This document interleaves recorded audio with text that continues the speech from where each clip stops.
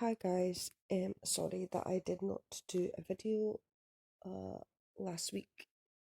It's kind of hectic sometimes and trying to fit in everything while looking after my son and taking care of my kitty cat who's um needs to get a lot of help because he's poorly. Nothing to do with COVID-19, just he needs more help than he used to do. So yeah. I am pretty much doing videos at the moment when I get a chance to, and I am doing videos more so with topics that resonate with me as opposed to trying to rush to do a topic that I don't resonate with or don't have much to bring forward with regards to the topic in question, or I feel it's been covered already by the other hosts and that I wouldn't really bring much to the table. So I'm trying to home in and where I get the time to do topics that do resonate with me. In this case, this does very much so, primarily because my spiritual kind of journey has changed a lot since I first became aware, number one, of my path in the respect of who I was, but also in the respect of when I became physically hands-on practitioner, if that makes sense. So when I first started my journey with regards to being physically hands-on practicing witch, I didn't follow any particular pantheon at the beginning, and then not very soon, quite soon after becoming hands-on, I began my journey with the Morrigan. That was not a overnight process. That took quite some time. However, that was the next step, if you will. Then the next step after that was that I started to get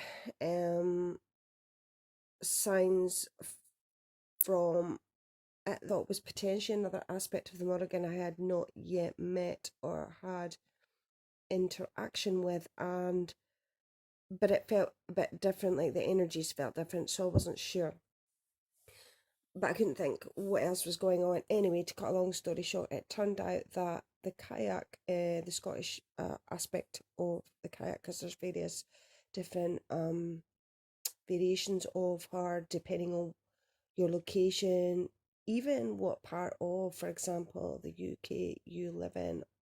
Like there is also different pronunciations. So obviously there is connections with Ireland, there's connections with different parts of England, there's connections with different parts of Scotland, etc. So it wasn't until a very specific dream I had where I started to put the pieces of the puzzle together and realised that my new relationship with the kayak was very, very, very much connected in with my ancestry, as well as another very ancient goddess that came to me at the very beginning of a time in my family's life with to do with our housing situation, and the very, very first tribunal that we attended, my solicitor and I attended with regards to that. And the energy that I'm talking about that came into the forefront and became quite apparent was a ancient goddess called Wadjet, but also I also found out, because the name kept coming up and I wasn't sure if it was connected, was Buto, and those are like one and the same. So she came to the forefront very much to do with justice, but then also very much in connected with ancestry, I found out too, because of certain connections with my family tree and my ancestry that I wasn't that aware of until around about that time. and that made a lot of sense. So obviously, how does this come into this topic? Well, my my journey is very, very highly connected in and very, very much homes in on my ancestry and my family tree and very ancient ancestry as well. Some things to do with general ancestry, some things to do with ancestors and connections with the Scottish witch trials and that type of side of things. So, necromancy for me is very, very, very much connected in with ancestry. Now, I have not been one to, so to speak, dabble in certain areas because um,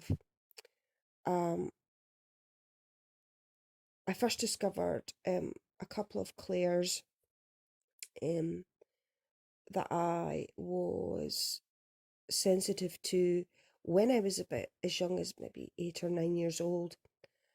One of those was seeing people that had passed uh, to the point of it was people that I didn't know, like it wasn't family members or anything. And which is a weird thing because I have never physically in my mundane life's eye, if you see what I mean, never seen any family members directly in front of me, in the full physical form, if you will. However, I have seen things that are to do with family that are, how do I say this? Partial formations. I don't even know if that's the right way to explain it. I'm not really sure how to explain it, but like that's about as close to the physical form as I've seen a family member, if you will. Regards other people in the same room, which is weird. Like in my old family home that I grew up in, I saw a lady walking through our hall down the side where we used to hang our coats, down towards the loo, the bathroom, and out of a wall behind the loo. And I thought, well, that's weird. However, I found out that a long time ago, those houses were old fisher folks' houses from way back, way, way, way back. So I grew up in a fishing village, and that apparently used to be the main entrance. It used to be, I think the houses were more like, where I grew up was upstairs and I had neighbours below, but I believe they were maybe more than that, like maybe 4 properties in the one. And the original entranceway had a staircase going up the outside, and you came in through that part of the house. So she was actually exiting the property how she would have normally back in her time. So, and that's not me trying to contact anybody. I was very much unaware how to do anything like that, or I would have gone down any of those paths when I was younger. It was just something that happened, something I saw myself, something that I couldn't explain but was experiencing when I was younger. And now I do connect with my ancestry very, very much. That's part of my everyday sort of practicings. Um, and I have not been able to visit any of my family members' resting places, obviously, since COVID-19 came about. But that is something I'm hoping to do once things get to a point where travel is allowed. But I can still social distance, if you know what I mean. And like I say, ancestry, family, it is a big thing to me. And for me, anyway, I would say that that is very, very, very much part of my everyday practice. Obviously, I still work with a Morrigan and I honour Morrigan every day, and I still have a very strong relationship with Morrigan. That is goes without saying. But regards in my ancestry, that is where the Kayakan, Wadjet or Buto have really, really come into the forefront with me, and particularly the kayak has had me delving into things like island life, which up until a while ago I did not know. I had family that came from any of the Scottish Islands. Whether I have any family members connected with the Isle of Tiree, which I have a very strong connection and affinity with, I as yet do not know. I do know that there is very strong connections and very much documented evidence and documented um, uh, things to do with family trees, etc., that are connected in with other islands in Scotland.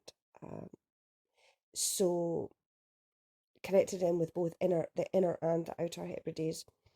So as far as I'm concerned anyway, it has become a really big, massive part of my life.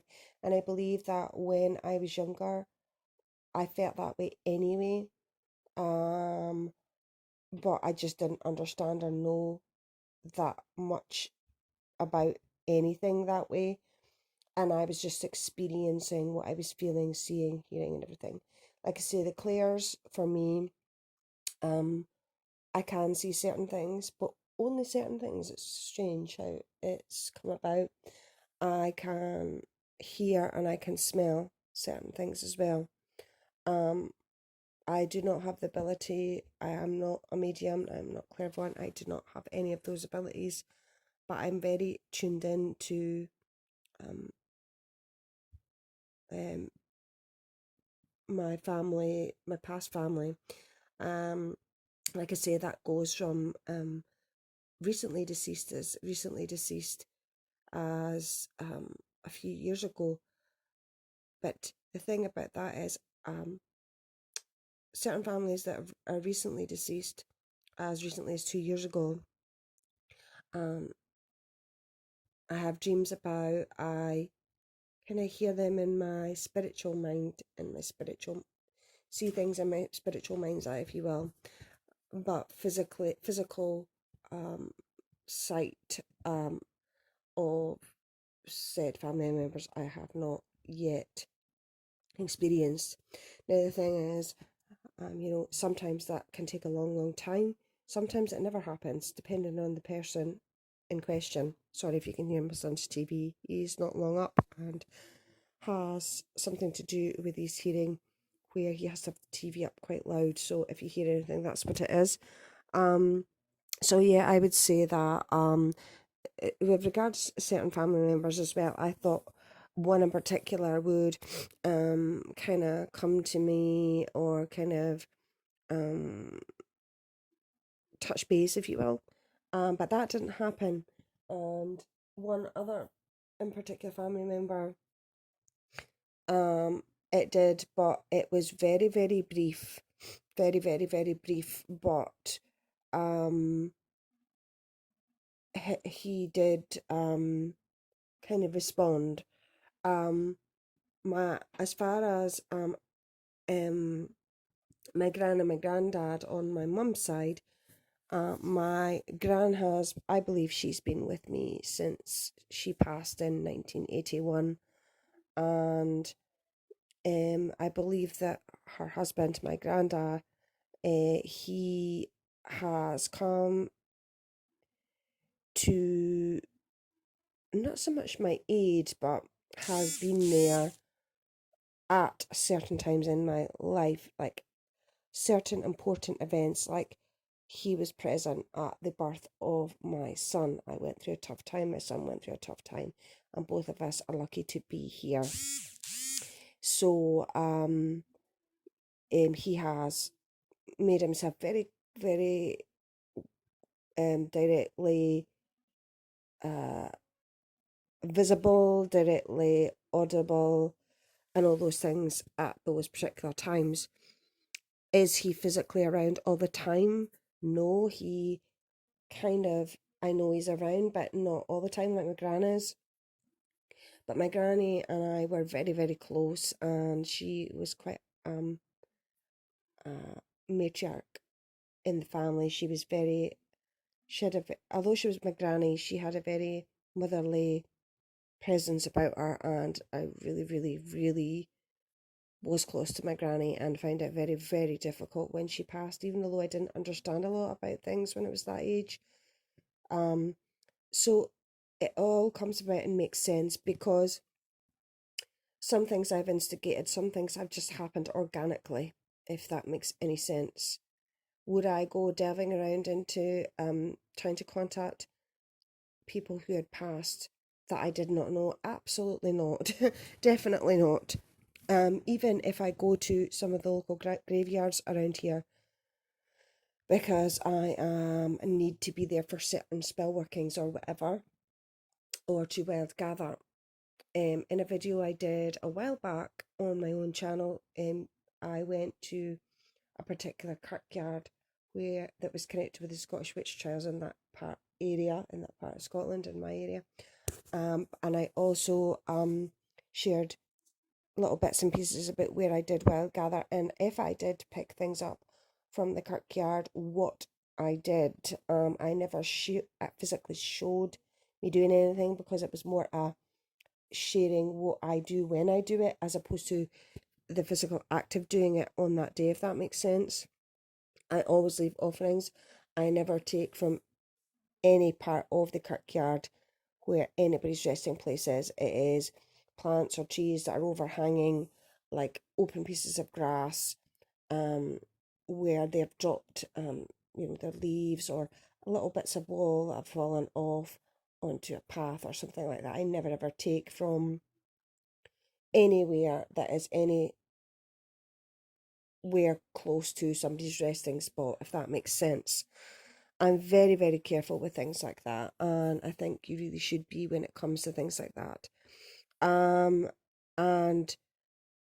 like I say, I was in contact with somebody actually a little while ago to find out how I can make sure that my gran and my grandpa's my gran and my granddad's grave, my uncle's one of my uncles resting places too, where I can have things directly sent to have flowers or plants put there, but it's more difficult than you may think to do.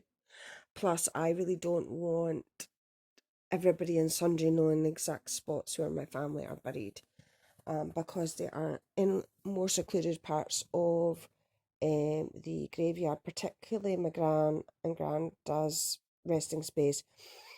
First time I went there, I had to be very specifically directed to where their stone was, because it was right on a corner, kind of slightly overlooking. Like you get, if you're looking from where their resting place is, there's a little path goes round a corner, and you can see the view of the town and the water and everything. So when I was being directed there, it was like, you'll be able to see this, and right beside there's a stone as well, is a very, very big tree, and I kind of feel it's a bit protective. So with regards to necromancy, this may be a wee bit of a different take on this topic, but for me it is very, very much connected in with family and ancestry, and I don't just delve in there willy-nilly, so to speak, and um, contact or have any uh, or bring forward any energies from people that I do not know from Adam. You know what I mean? I hope that makes sense.